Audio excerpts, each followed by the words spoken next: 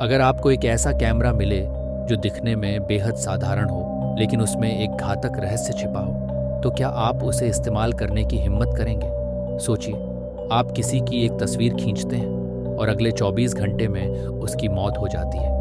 यह सिर्फ एक कहानी नहीं, बल्कि एक डरावनी हकीकत है जिससे मैं खुद गुजर चुका हूँ। मैं अर्जुन, और यह मेरी आखिरी कहानी है। मेरा नाम अर्जुन है। मैं हमेशा से पुरानी चीज़ों का शौकीन रहा हूँ। एंटीक आइटम्स इकट्ठा करना मेरी हॉबी थी। एक दिन शहर के कोने में स्थित एक पुरानी दुकान में मेरी नज़र एक कैमरे पर पड़ी।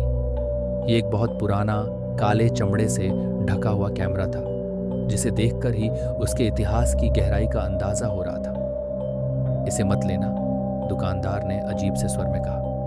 क्यों? मैंने उत्सुकता से पूछा। यह शापित है। इससे जो भी तस्वीर खींची जाती है, उस व्यक्ति की अगले 24 घंटे में मौत हो जाती है। मैं हंस पड़ा। यह सब बस पुराने सामानों को आकर्षक बनाने का एक तरीका था।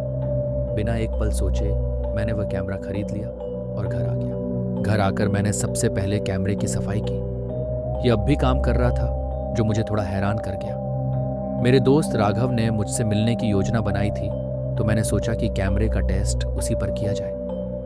ये क्या है? राघव ने कैमरा देखते ही पूछा। बस एक पुराना कैमरा, अभी अभी खरीदा है। तेरा फोटो खींचूं? बिल्कुल, उसने उत्साहित होकर कहा। मैंने क्लिक किया और तस्वीर तुरंत बाहर आ गई। तस्वीर में राघव का चेहरा अजीब सा लग रहा था, जैसे कोई छाया उसके पीछे खड़ी हो। मुझे लगा शायद कैमरा खराब है, लेकिन अगले ही दिन सुबह मुझे फोन आया। राघव की मौत हो चुकी थी।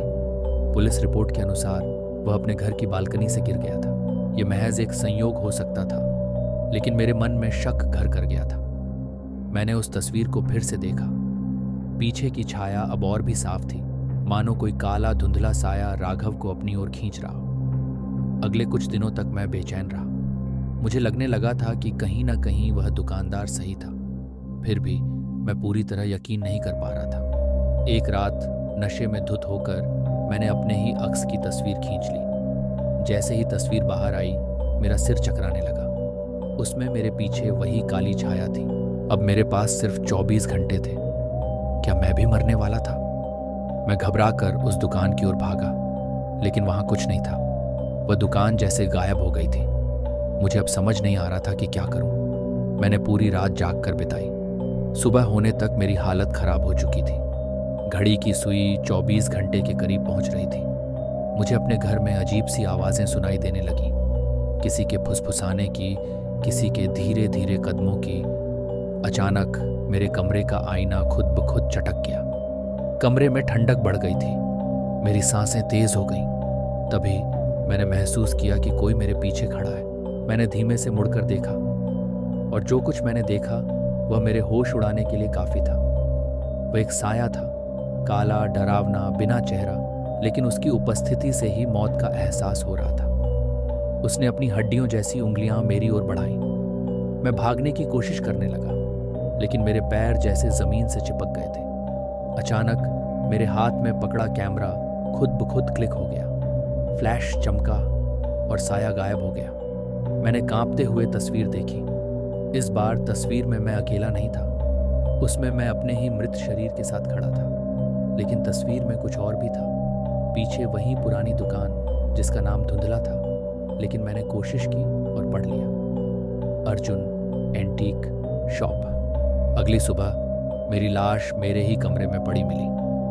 पुलिस ने इसे आत्महत्या करार दिया, लेकिन असली कहानी कोई नहीं जानता था।